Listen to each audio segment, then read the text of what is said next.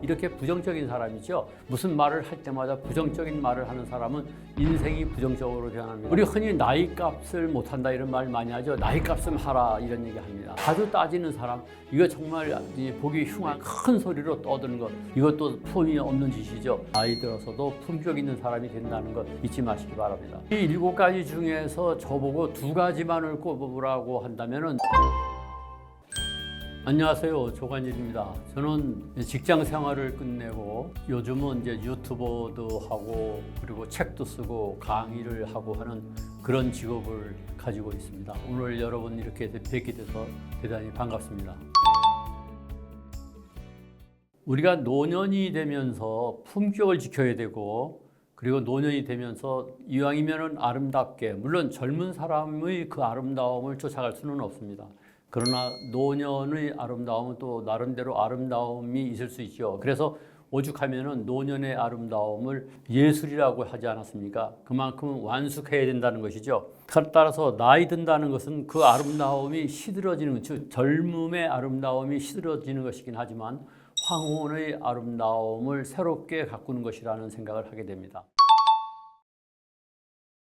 첫째는요, 자기를 가꿉니다. 그렇지 않습니까? 가꾸지 않으면 멋이 있을 수가 없죠. 나이 들어서 어떻게 자기를 가꿀 것인가. 여러분이 볼 때는 멋이 있는지 없는지 모르겠습니다만은 며칠 전에 제가 미장원에 가서 파마도 했습니다. 이런 저 나름대로 가꾸려고 애를 쓰고 있습니다. 물론 돈이 들어가는 것 아니냐 생각하실 수 있습니다만은 꼭 돈만의 문제가 아니라 자기의 품격을 가꾸기 위해서 어떻게 하면은 제대로 몸을 가꿀 것인지 노력하는 것도 첫째일 것이고, 두 번째는요, 겸손하면서도 당당하셔야 됩니다. 그것이 품격 있게 늙는 것이죠. 겸손하셔야 됩니다. 나이 들어가지고 아무에게나 반말 찍찍거리고 말이죠. 그러면은 참으로 보기 흉하죠. 오히려 겸손하게 젊은 사람한테 존댓말 한다고 해서 깔보는 것 아니지 않습니까? 그럼에도 불구하고 겸손함에도 불구하고 당당하셔야 된다는 것, 그것이 두 번째입니다. 세 번째는요, 자기 통제를 하실 수 있어야 됩니다. 자기 통제라고 하는 것은 뭐냐? 하고 싶은 대로 막 하는 건 통제되는 것이 아니죠. 즉 건널목에 말이죠, 이때에 빨간불이 켜 있을 때에 건너가지 않는다는 것은 그 자체가 자기 통제를 하는 것이죠.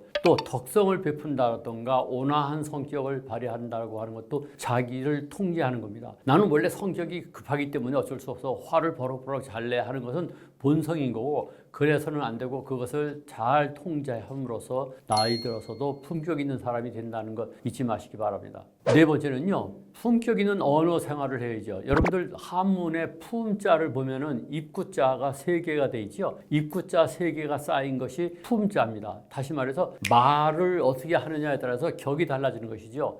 말을 함부로 한다든가 반말을 한다든가 상스러운 소리를 한다든가 뭐 소리를 꽥꽥 지른다든가 이러면 당연히 품격이 없어지죠. 다섯 번째는요, 긍정적인 사람이 돼야 됩니다. 누가 무슨 말을 하면요, 택도 없는 소리 하지 마라, 그게 될 턱이 없다, 이렇게 부정적인 사람이죠. 무슨 말을 할 때마다 부정적인 말을 하는 사람은 인생이 부정적으로 변합니다. 항상 긍정적으로 말해야죠. 아, 그렇겠구나, 그래 맞아, 이런 것이, 즉 예스라고 하는 말을 할 수 있는 사람이 돼야 됩니다. 긍정적인 말을 하는 사람, 잘 될 거야 이렇게 말할 수 있는 사람, 그런 말을 쓰는 사람이 품격 있게 늙는 노인, 어르신이 아닌가 이렇게 생각이 듭니다. 여섯 번째는요, 자기만의 세계를 구축해야 됩니다. 이게 상당히 의미 있는 얘기인데, 자기만의 세계를 구축한다는 것은 뭐냐면 어떤 취미 생활을 하던, 저처럼 책을 쓰던 또는 유튜브를 하던 또는 봉사 활동을 하든 간에 자기만의 세계를 구축해야 된다는 것이죠. 그래서 제가 그것을 줄여서 자기 세상이라고 이렇게 말합니다. 자기 세상을 만드셔야 됩니다. 어떤 일을 하십니까? 그냥 가만히 소일만 하고 날짜만 보내고 시간만 보낼 수는 없지 않습니까? 때로는 사회 활동을 통해서 자기 세상을 만들고, 때로는 부엌거리를 가짐으로써 자기 세상을 만들고, 꽃 가꾸기를 함으로써 자기 세상을 만들고, 그림을 그림으로써 자기 세상을 만들고, 자기 나름대로의 세상을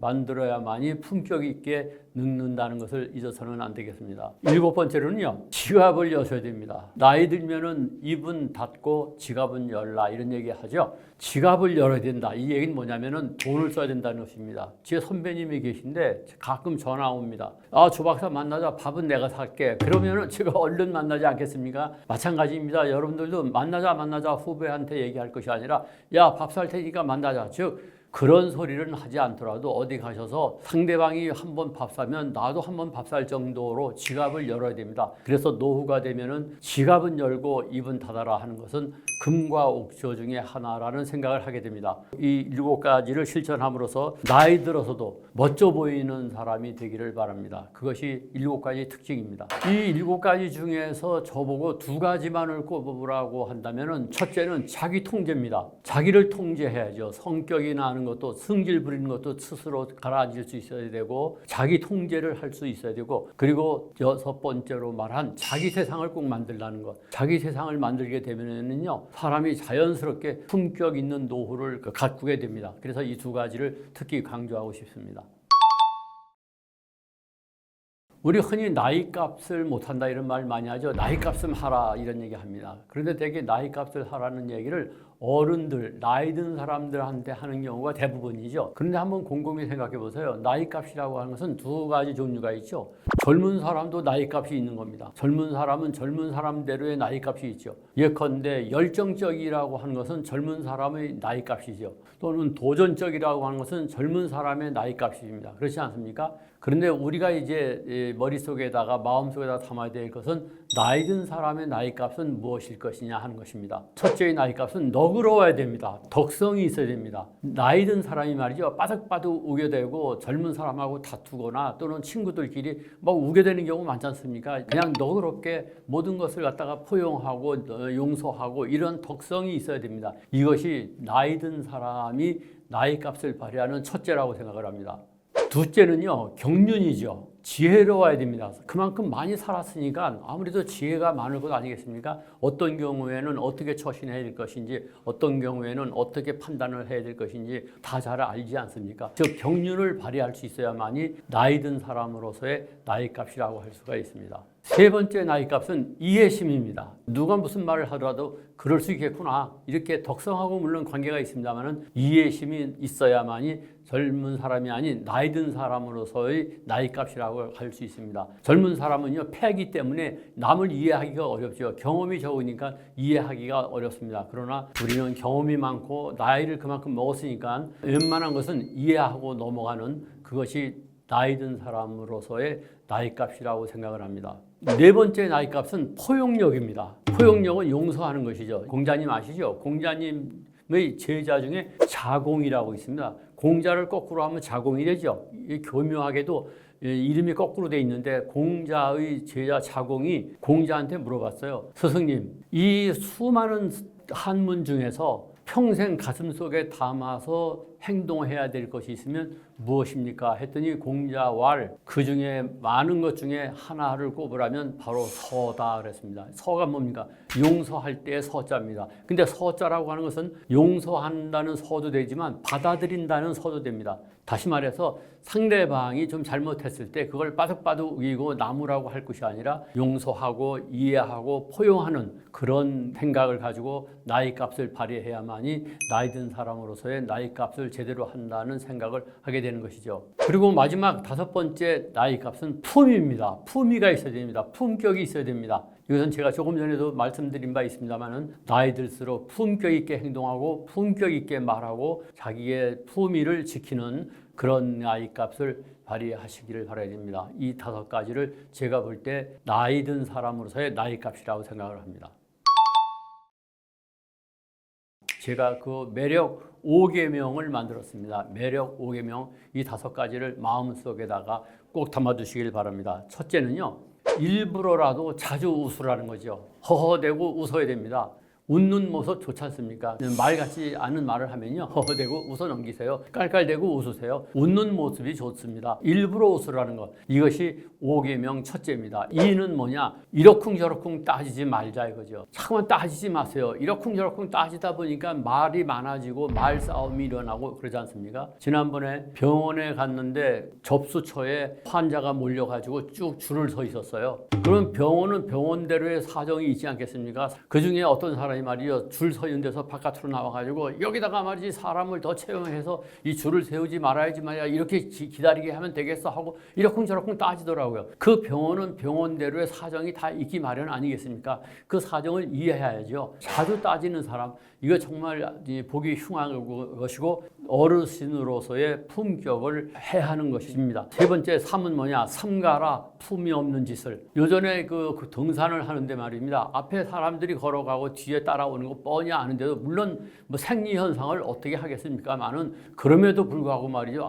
바로 앞에 가는 사람이 방구를 뿡 하고 끼는데 솔직히 좀 웃음도 나오고 코를 막고 싶기도 하고 그랬습니다. 그러나 의외로 그런 사람이 없지 않아 많습니다. 그것뿐만이 아니죠. 예를 들어서 길거리에서 좁은 길이라고 해가지고 빨간 신호등이 켜 있는데도 불구하고 건너간다고 하는 것은 품이 없는 짓이죠. 그것뿐만이 아니죠. 사람들 많은 데서 큰 소리로 떠드는 것, 이것도 품이 없는 짓이죠. 품이 없는 짓을 삼가라.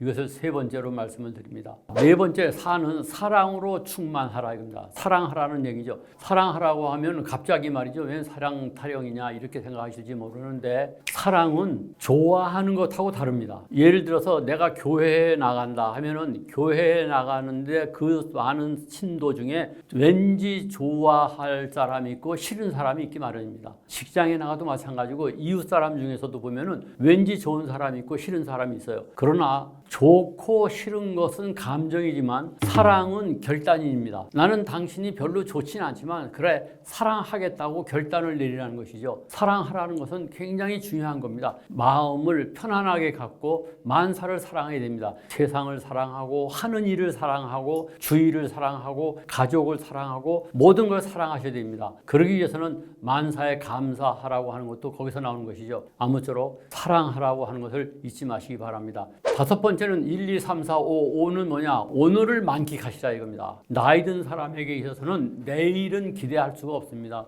여러분이 잘 아시는 프랭클린 루즈벨트 대통령의 부인 에레나 여사가 참 좋은 말을 했어요. 이런 말을 했습니다. 미래를 지나치게 걱정하지 마세요. 노인에게 내일은 없을지 모릅니다. 오늘 최선을 다하며 오늘을 즐기세요. 그래야 멋집니다. 아름다운 젊음은 우연한 자연현상이지만 아름다운 노년은 예술 작품입니다. 어제는 역사고 내일은 미스터리이며 오늘은 선물이라고 했습니다. 어떻습니까? 이 에레나 여사의 말씀을 가슴 깊이 새겨가지고 1, 2, 3, 4, 5 이 다섯 가지를 마음속에 깊이 새기시기를 바랍니다. 이것은 어떻게 보면요 국가를 망치게 하는 것이기 때문에 무슨 정치 얘기만 나오면 핏대를 올리지 않습니까? 예를 들어서 좌일 수도 있고 우일 수도 있습니다. 그건 그게 아니고 말이야 너는 말이지 해가면서 싸움박질을 하고 말이죠. 그것 때문에 뽀로통해져 가지고 한 70, 80대 됐다고 해서 말이죠 다짜고짜 반말하는 사람 많습니다. 제일 나쁜 게 뭐라고 생각하냐면 이거 제일 나쁘다고 생각합니다. 제가 이 꼰대에 대해서 나름대로 연구를 많이 했습니다. 그래서 꼰대 지수 낮춰드립니다. 이런 책까지 썼어요. 어떻게 하면 꼰대로서의 욕을 먹지 않을 것이냐 하는 것을 쓴 그런 책입니다. 제가 칠거지약이라고 하는 걸 만들었어요. 이 7가지가 악이다 이거죠. 첫째는 별것 아닌 것에 잘 삐지는 사람. 이거 정말 꼰대 중에 꼰대입니다. 화법에 있어서 아주 좋지 않습니다. 뭐라고 얘기하면요 삐져가지고 뽀로통 해가지고 말이죠. 이거 안 됩니다. 무엇이든 간에 제대로 이해를 하고 포용하고 그래야지 잘 삐지는 것 좋지 않습니다. 두 번째는요 작은 일에 화를 잘 내는 사람. 핏대 올리는 사람 있죠. 뭐라고 하면 와 하고 소리 지르는 사람, 화를 잘 내는 사람 굉장히 조심해야 될 것입니다. 화를 잘 내는 것 그만큼 화가 돌아옵니다. 물론 화를 절대로 내지 않을 수는 없습니다만 화를 잘 내는 사람은 꼰대의 화법을 그대로 실천하는 사람이 되는 것입니다. 칠거지약의 세 번째는 정치 이념에 꽉 막힌 사람.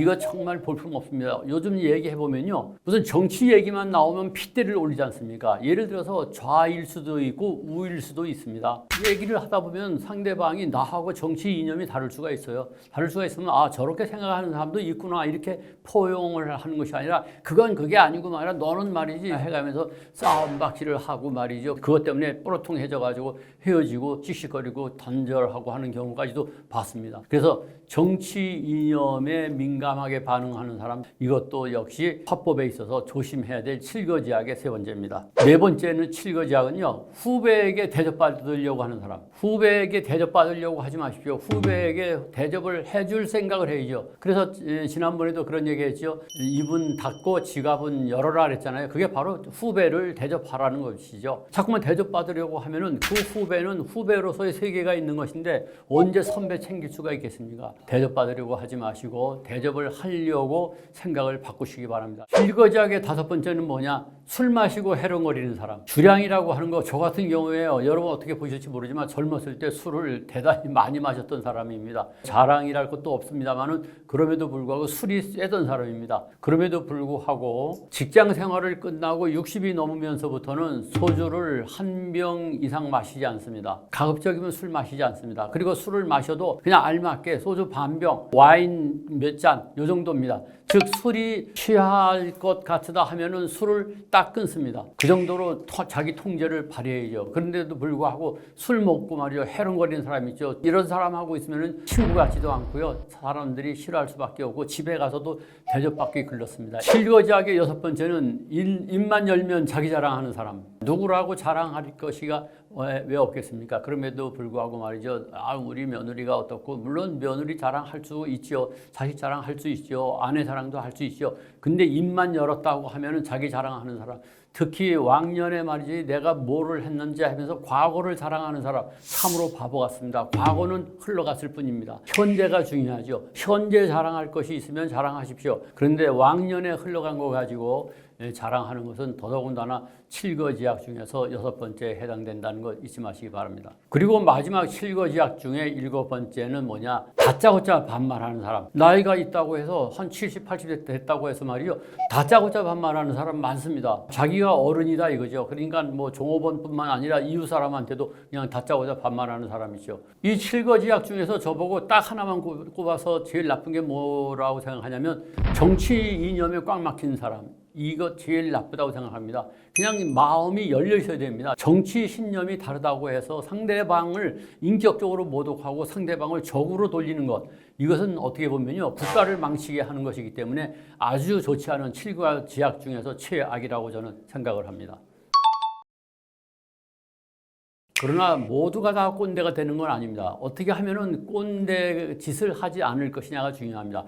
꼰대와 꼰대 짓은 다릅니다. 꼰대라고 하는 것은 나이가 들면은 누구나 꼰대인 거예요. 저도 꼰대인 겁니다. 그래서 제가 오늘 이 방송을 통해서 어떻게 하면은 꼰대 짓을 하지 않을 것인지 그것을 여러분에게 좀 말씀을 드리려고 합니다. 요즘은 이제 어딜 가나 무슨 말을 하면 꼰대라는 얘기를 많이 듣죠. 얼마 전에 어느 회사에 갔는데 사장님이 35세 정도 된 젊은 사람이더라고요. 부모님으로부터 회사를 물려받은 것 같아요. 그런 젊은인데 저보고 그러더라고요. 강의가 끝난 다음에 선생님 요즘은요 죽겠습니다. 무슨 말만 하면요 직원들이 사장님 그게 바로 꼰대 짓이에요. 이렇게 얘기한다는 것이죠.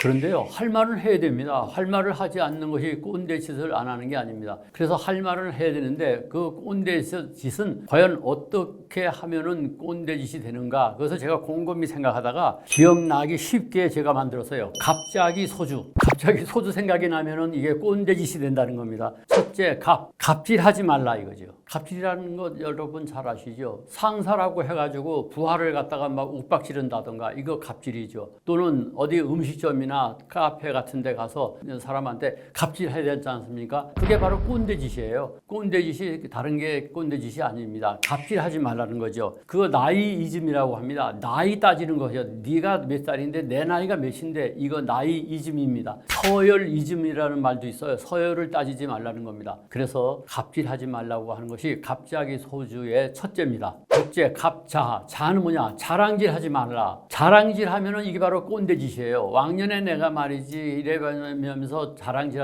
하잖아요. 남의 자랑을 좋아할 사람이 어디 있습니까? 자랑질을 하면은 그 순간 바로 꼰대짓을 하는 것이 됩니다. 세 번째, 갑자, 기는 뭐냐? 기본 원칙을 무시하지 말라는 거죠. 편법을 쓰지 말라는 겁니다. 예를 컨대 내가 팀장이라고 했을 경우에 법인카드가 나왔다. 근데 그 법인카드를 내 개인 용도로 쓴다 하면은 규정에도 어긋나지만 그게 꼰대 짓입니다. 또 땡 하고 퇴근 시간이 됐는데 퇴근 시간이 돼서 저 퇴근하겠습니다 하는 부하 직원에게 벌 땡 한다고 벌써 퇴근하나 한다면 그게 꼰대입니다. 원칙대로 해야 됩니다. 땡 하는 시간에 퇴근하는 건 당연한 거예요. 당연한 것을 오히려 그 직원이 남아서 일을 해준다면 고맙게 생각해야지, 그것을 갖다가 시비를 건다면 바로 그것이 기본 원칙을 무시하는 겁니다. 네 번째, 갑자기 소는 뭐냐? 소리를 높이지 마라. 어디 가서 얘기할 때 말이죠. 목소리 좀 제발 높여서 말하지 마세요. 이 카페 같은 데 가보니까 요새는 여성이든 남성이든 나이 든 사람이든 젊은 사람이든 다 그렇더라고요. 와글 이쪽에서 와글거리니까 또 저쪽에서 와글거리고 한쪽에서 소리가 높여지니까 더더욱 목소리가 높아지고 싸움박질 하는 것 같지 않습니까? 제발 목소리를 낮춰서 말하라는 것. 다음 5번째, 주절주절 말을 많이 하지 말라는 거죠. 말을 시작했다고 하면 말이죠. 밑도 끝도 없이 계속 말하는 사람 있잖아요. 말이라고 하는 건요. 티키타카라고, 티키타카 아시죠? 탁구 용어입니다. 티키타카. 주거니 받거니 해야 됩니다. 상대방이 한 1분 얘기했으면 나도 1분 얘기하고, 그렇다고 해서 꼭 시간을 맞춰서 하라는 것이 아니라 상대방이 1분 정도 말했으면 내가 한 3분 정도 말했다. 그 정도는 좋다 이겁니다. 즉 내가 말을 해도 상대방이 비집고 들어올 틈을 줘야죠. 어떤 사람 보면은 비집고 들어갈 틈조차 주지 않고 그냥 주절 처음부터 끝까지 끝도 없이 말하는 사람이죠. 그것이 바로 꼰대짓입니다. 그래서 꼰대짓 되지 않는 5가지는 갑자기 소주. 술 먹으면서 생각을 하십시오. 아하, 갑자기 소주라고 했지. 그래, 갑질하지 말아야 되겠구나. 비록 술을 취할지언정 꼰대는 되지 않으리라고 확신을 합니다. 꼰대 화법 하면은 대개 뭐라 그럽니까? 라떼 화법이라고 하죠. 라떼는 말이야. 라떼 화법이라고 합니다. 제발 왕년에 라떼는 말이야 이 말을 하면은 제일 싫어하죠, 젊은 사람들이. 그래서 라떼 화법, 커피의 라떼 화법을 꼰대 화법의 대표적인 화법으로 사용을 하죠. 그런데 제가 어느 날 곰곰이 생각해 봤어요. 라떼 화법 하다가 커피의 종류를 쭉 나열해 보니까 에스프레소라는 게 있더라고요. 에스프레소가 뭡니까? 이탈리아의 정통 커피죠. 그래서 에스프레소를 에스프레소 하다 보니까 딱 떠오르는 단어가 있더라고요. Yes, please. 아하, 바로 이것이다. 즉 커피의 에스프레소 화법으로 바꾸라는 겁니다. Yes, please가 뭡니까? Yes. 누가 무슨 말을 하면 yes, 그래 맞다. 그렇겠네. 이렇게 yes, 긍정하라는 거죠. 그 다음에 please는 뭡니까? 그거 해. 이렇게 할 것이 아니라 이렇게 하면 어떻겠나. 이렇게 제의하는 화법이죠. 그리고 겸손의 화법입니다. 화법 중에서 가장 꼰대스러운 게 뭔 줄 아세요? 젊은 사람한테 다짜고짜 반말해야 되는 거예요. 처음 봤는데 언제 봤다고, 나이가 많다고 해서 반말하라는 법은 없지 않습니까? 그렇기 때문에 yes, please 화법. 이 화법에다가 please, 겸손하고 그리고 존대하는 그런 화법을 하라는 것, 이것을 잊지 마십시오. 요즘은 말 때문에 문제가 되는 경우가 참 많이 있습니다. 내가 무슨 말을 했는데 그 말이 돌고 돌아서 또 다른 사람들이 귀에 들어가 가지고 아주 곤혹스럽게 되는 경우가 많이 있죠. 그래서 우리가 아무리 친하다 하더라도 절대로 말해서는 안 될 것이 있습니다. 그 안 될 것을 역시 외우기 쉽도록, 기억하기 쉽도록 제가 치명타라고 만들었습니다. 치명타.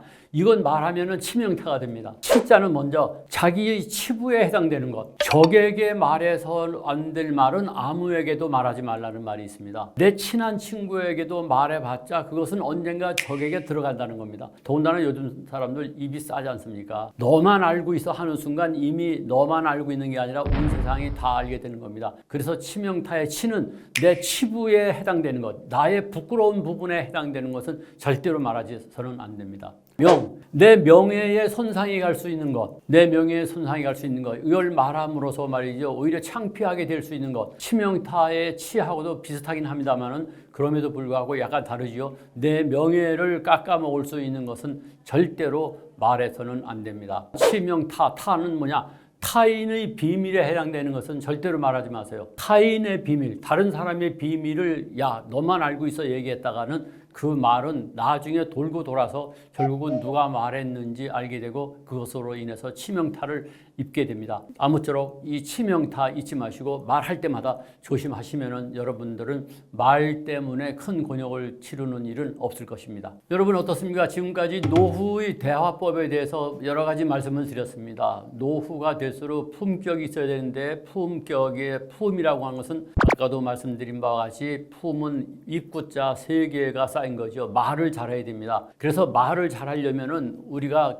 이 몸가짐을 바르게 하는 것과 마찬가지로 말가짐을 바르게 해야 되는데 그 말가짐을 어떻게 할 것인지 제가 칠교지약이라든가 치명타라든가 계명을 만들어서 말씀드렸죠. 이것을 마음속에 꼭 담아두셨다가 실천하시고 때로는요 수첩에 적어 놓으세요. 또는 스마트폰에다 적어 놓으시고요. 실천하시기 바랍니다. 그렇게 함으로써 인품에 그리고 자기의 장래에 손상이 가는 일이 없기를 바랍니다. 아무쪼록 화이팅 하세요. 사실 늙는 것이 아름답습니까? 그렇지 않습니까? 어떤 사람은 이런 얘기하죠. 젊음은 아름답지만 황후는 더더욱 아름답다 이런 얘기를 하는데 사실 속된 말로 구랍니다. 인생 60이 되면요 이미 내리막길입니다. 준비하지 않으면 아무 일도 없습니다. 아무 일도 하지 않으면 아무 일도 일어나지 않습니다. 안녕하세요. 조관일입니다. 저는 유튜버로서 22만 정도의 구독자를 가지고 있고요. 직장 생활을 끝내고 난 이후에 책 쓰고 강의하고 유튜브하고 이렇게 지내는 사람입니다.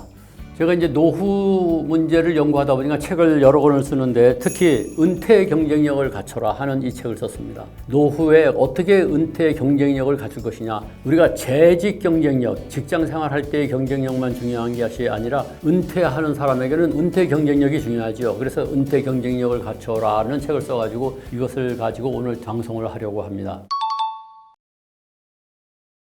그럼 은퇴 경쟁력은 과연 무엇이라고 생각하느냐 이렇게 저에게 질문을 하실 겁니다. 은퇴 경쟁력은 여러 가지가 있습니다. 책으로 봐도 수십 권의 책들이 나와 있는데 저는 은퇴 경쟁력을 대개 7가지로 봅니다. 첫째는 꿈이 있느냐 하는 겁니다. 이게 상당히 어려운 얘기입니다. 은퇴하는 사람으로서 꿈을 가지고 있느냐. 꿈이 있는 사람과 없는 사람과는 경쟁력이 차이가 나죠. 꿈이 없다는 사람은 아무것도 이룰 수가 없습니다. 두 번째는요, 건강을 꼽지 않을 수가 없죠. 건강하냐 아니냐. 건강한 사람은 당연히 은퇴 경쟁력이 있죠. 그러나 건강하지 않은 사람은 은퇴 경쟁력이 없을 수밖에 없습니다. 그래서 여러분의 건강은 과연 어떤지에 따라서 나는 은퇴 경쟁력이 있구나 없구나를 판단할 수가 있을 겁니다. 세 번째는요, 재물이 있느냐 없느냐. 돈 문제입니다. 이게 참 중요하죠. 건강 다음으로 중요하다고 할 수 있습니다. 은퇴 이후에 연금 계획 같은 걸 제대로 세워가지고 먹고 살 준비를 해놨느냐 안 했느냐 하는 겁니다. 그 다음에 또 하나 꼽을 수 있는 것은 뭐냐면은 소일거리가 있느냐 취미거리가 있느냐 하는 것이죠. 은퇴한 이후에 예를 들어서 60살에 은퇴했는데 100살까지 사신다고 하면은 40년을 그냥 놀면서 지낼 수는 없지 않습니까? 그러니까 소일거리가 있어야 됩니다. 소일거리라고 해서 꼭 소득하고 관계되는 것이 아니라 취미거리가 있느냐, 시간을 보낼 수 있는 일거리가 있느냐 없느냐 하는 것이 역시 은퇴 경쟁력 중에 하나가 됩니다. 그 다음에 또 하나를 꼽으라고 한다면은 친구 관계가 어떠냐 하는 거에 따라서 굉장히 중요합니다. 친구 관계가 있느냐 없느냐. 친구 관계라고 하는 것이 굉장히 중요하죠. 퇴직한 다음에 취직할 경우 거의 대부분의 경우에 친구 소개로 됩니다. 지인의 소개로 됩니다. 다시 취업 시험을 봐서 되는 경우도 있지만 자격이 있다 하더라도 친구가 다리를 건너줘 가지고 취업이 되는 경우가 많죠. 그래서 친구로서의 관계가 제대로 돼 있느냐 아니냐가 은퇴 경쟁력 중에서 굉장히 중요합니다. 그 다음 또 경쟁력 하나를 꼽으라면은 부부 관계가 어떠냐 하는 것이죠. 부부 관계가 좋냐 안 좋냐 하는 것은 은퇴 경쟁력 중에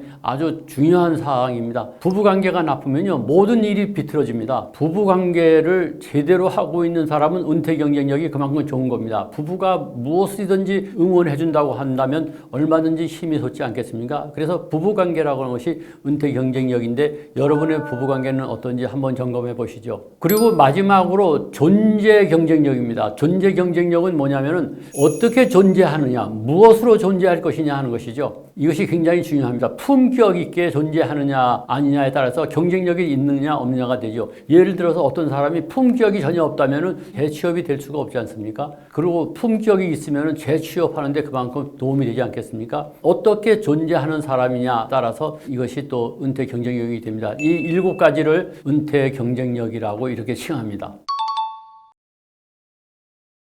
늙을수록 황혼의 지혜가 발휘되어야 된다 이런 말을 많이 합니다. 그런데 이 말에는요 상당한 철학적 의미가 있습니다. 사실 늙는 것이 아름답습니까? 그렇지 않습니까? 어떤 사람은 이런 얘기하죠. 젊음은 아름답지만 황혼은 더더욱 아름답다 이런 얘기를 하는데 사실 속된 말로 구랍니다. 황혼이 아름다웠기가 어렵습니다. 그러나 또 황혼이 어떻게 보면 예술작품이라고도 하죠. 젊은 날로부터 잘 가꾸어진 황혼은 역시 예술작품이 틀림없습니다. 그러나 어쨌든 간에 우리가 황혼에는 지혜가 발휘되어야 됩니다. 황혼의 지혜가 발휘되도록 여러분들이 생각을 많이 하셔야 됩니다. 여러분의 꿈은 무엇인지도 돌아봐야 됩니다. 과연 꿈이 있느냐 없느냐, 황혼이 됐을 때 꿈이 무엇인지를 돌아보면서 황혼의 지혜가 잘 발휘되는 그런 황혼을 맞이하시길 바랍니다. 그래서 황혼의 지혜를 잘 발휘하기 위해서는 착각에서 벗어나야 됩니다. 제가 그래서 7가지 착각이라는 말을 많이 씁니다. 황혼의 지혜를 헛되게 하는 착각, 그 착각이 7가지인데 첫째는 나이는 숫자에 불과하다는 착각에 빠져서는 안 됩니다. 나이는 숫자에 불과한 게 아니죠. 나이의 무게라고 하는 게 무거운 겁니다. 그 나이는 숫자에 불과하다고 하는 말은 젊은 사람이 만들었기 때문에 그렇게 만들었지 저보고 만들려고 하면 그렇게 차마 만들 수가 없습니다. 두 번째는 인생은 60부터라고 생각하는 것, 이것도 황혼의 지혜와는 거리가 멉니다. 황혼의 지혜를 발휘하려면 인생은 60부터가 아니라는 것을 아셔야 됩니다. 그래야지 미리미리 준비합니다. 인생 60이 되면요 이미 내리막길입니다. 저 자신도 젊은 날에 인생 60부터라고 하는 말에 쏘가가지고 인생 60부터 화려한 날이 벌어질 줄 알았는데 택도 없는 소리입니다. 인생 60이 되면요 내리막길이고 그때부터는 큰 꿈이 사라집니다. 따라서 인생 60부터라고 하는 말에 속지 말고 그 착각에 빠지지 말고 황혼의 지혜를 발휘하셔서 미리미리 준비하시기를 바랍니다. 세 번째 황혼의 지혜를 발휘해야 될 것은 늙어서 고령화 시대이기 때문에 늙어서도 끝까지 일해야 된다고 하는 생각에 빠져서는 안 됩니다. 이것도 착각입니다.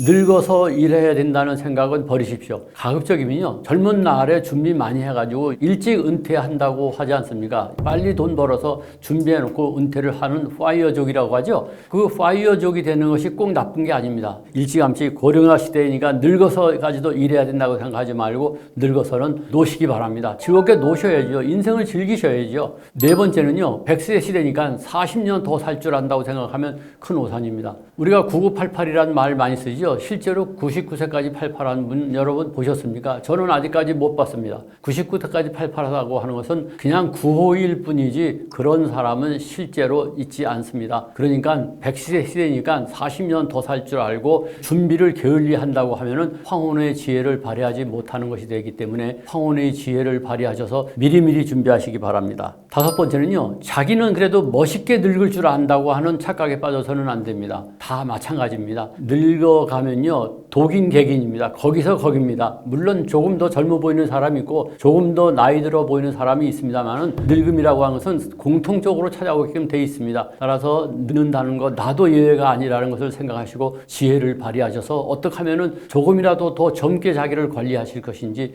노력하셔야 됩니다. 여섯 번째로는요 막연히 무슨 수가 있겠지 이렇게 생각하셨다간 큰일 납니다. 이것은 황혼의 지혜와는 거리가 멉니다. 무슨 일이 있겠습니까? 준비하지 않으면 아무 일도 없습니다. 아무 일도 하지 않으면 아무 일도 일어나지 않습니다. 그런 말이죠. 미리미리 준비하지 않으시면 노후라고 하는 것은 멋있게 다가올 수가 없습니다. 멋진 노후는 멋진 젊음에서부터 온다는 것을 잊지 마시고 젊은 날로부터 황혼의 지혜를 발휘하시기 바랍니다. 그리고 마지막으로 그래도 나만은 예외일 줄 안다고 하는 착각에서 벗어나셔야 됩니다. 다 똑같습니다. 누구나 다 같다는 것. 바로 앞에 걸어가고 있는 어르신의 뒷모습이 나의 뒷모습일 수 있다고 하는 것을 잊지 마시고 주변을 볼 때 지하철을 타고 움직이실 때 버스 안에서 또는 길거리에서 보게 되는 나이 든 사람들을 봤을 때 그분들에게 말이죠. 참 흉하게 늙었다 이렇게 흉보실 것이 아니라 바로 나의 미래라고 생각하신다면 바로 황혼의 지혜가 발휘되리라고 생각됩니다. 그러면 우리가 이런 착각에서 벗어나서 황혼의 지혜를 발휘하기 위해서는 공을 들여야 될 것이 있는데 과연 어떤 공을 들여야 될까요? 물론 지금까지 말씀드린 것도 황혼의 지혜를 발휘해야 될 여러 가지입니다만 제가 여러분이 알기 쉽도록 5가지로 5계명을 만들어서 말씀을 드리겠습니다. 기억하기 쉽도록 만든 거니까 꼭 기억해 주시기 바랍니다. 첫째, 황혼의 지혜의 1은 일부러라도 자주 웃을 것. 나이 들어서 웃는 것은 참으로 멋있습니다. 허허대고 웃으세요. 자주 웃어달라는 겁니다.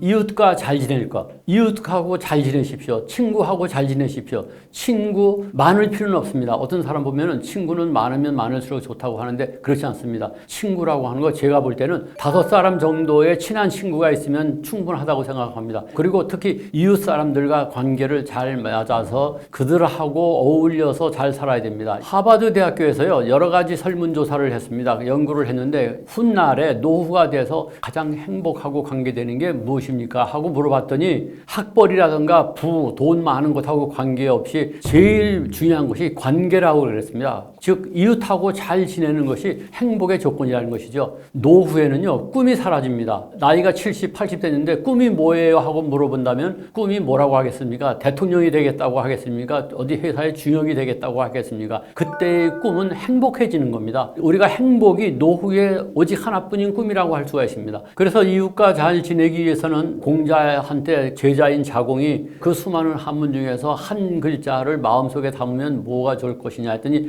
용서할 때 서자라고 했죠. 바로 용서하고 헤아리라는 것이죠. 받아들이라는 것이죠. 관계를 잘 하려면 용서해야 됩니다. 따지기 시작하면 관계가 좋아질 리가 없지 않습니까? 그래서 용서하고 받아들이고 헤아려주고 이해해주고 그런 사람이 돼야만이 이웃하고의 관계가 좋아질 것입니다. 세 번째는 삼라만상 세세 감사하라. 세상 만사에 감사하라 이런 얘기입니다. 만사에 감사하라 이런 얘기죠. 여러분이 잘 아시는 유명한 사람 오프라 윈프리는 그 유명한데도 불구하고 감사 일기를 쓴다는 것이죠. 오늘 날씨가 맑아서 감사합니다. 오늘 비가 오지 않아서 감사합니다. 오늘 좋은 사람을 만나게 해줘서 감사합니다. 오늘 인터뷰가 잘 돼서 감사합니다. 모든 게 감사하다는 것이죠. 그 감사 일기를 쓰게 되면은 마음속에 감사가 체질화된다는 겁니다. 그렇다고 해서 여러분도 감사 일기를 쓰라고 강요하지는 않겠습니다. 물론 감사 일기를 쓰면야 좋겠습니다만은 그것보다도 중요한 것은 세상 만사에 감사하겠다는 것. 이것만 마음속에 담아두면 되시겠습니다.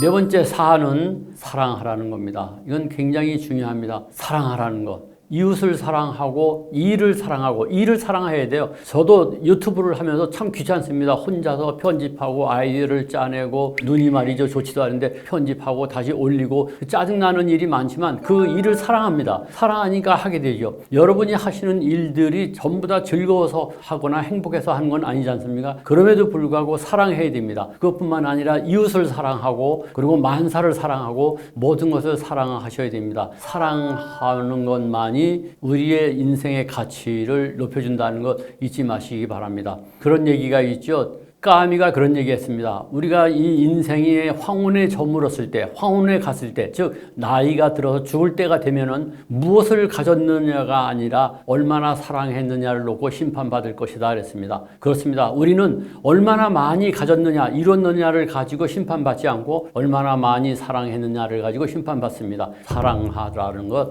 잊지 마시기 바랍니다. 그리고 다섯 번째, 오늘을 즐겨라 이거죠. 오늘을 즐겨라. 나이 들어서 가면은 나중이, 즉 내일이 없다고 생각하셔야 됩니다. 그렇게 흉한 생각이 아니더라도 오늘을 즐기셔야 됩니다. 여러분이 잘 아시는 유명한 영화 죽은 시인의 사회라고 하는 까르페 디엠이라는 유명한 어록이 나옵니다. 까르페 디엠, 이것이 뭡니까? 오늘을 즐겨라죠. 오늘을 즐겨라. 오늘에 충실하라는 겁니다. 이 다섯 가지를 잊지 마시고 사신다면은 여러분들의 황혼은 아마도 멋지지 않을까 이런 생각을 하게 됩니다. 그래서 저 같은 경우는 어떻게 하냐면요. 아침에 일어나면 문을 열고 오늘을 사세요 눈이 부시게 하고 외칩니다. 왜 그런 줄 아세요? 탤런트 김혜자 선생님 아시죠? 그분이 TV에서 그런 말을 하신 적이 있어요. 오늘을 살아가세요 눈이 부시게. 그래서 오늘을 살아가세요 눈이 부시게가 조금 말이 길어서 저는 짧게 해가지고 오늘을 사세요 눈이 부시게 하고 외칩니다. 즉 오늘을 눈부시게 살아가라는 것이죠. 오늘을 즐기라는 겁니다. 아무쪼록 오늘 하루를 눈부시게 살아가는 그런 노후가 되기를 바랍니다. 자, 이제 마무리를 하겠습니다. 우리가 흔히 9988이라는 말을 노후의 대명사처럼 사용합니다. 99세까지 팔팔하게. 그러나 그렇게 되면 오죽 좋겠습니까마는 저는 그것을 바꿔서 9988이라고 하지 않고 444444라고 4를 6글자로 얘기합니다. 첫 번째 44는 사는 데까지 사시되 우리가 언제까지 살지는 모르지 않습니까? 내일 무슨 일이 일어날지도 모르고 100세까지 살 수도 있고요. 두 번째 44는 사랑하며 사시고 사시고 마지막 사사는 사람답게 사세요 이겁니다. 다시 말해서 사사 사는 데까지 사시되 사랑하며 사시고 사람답게 사시는 그런 노후가 되시기를 바라면서 여러분을 응원합니다. 여러분 대단히 고맙습니다.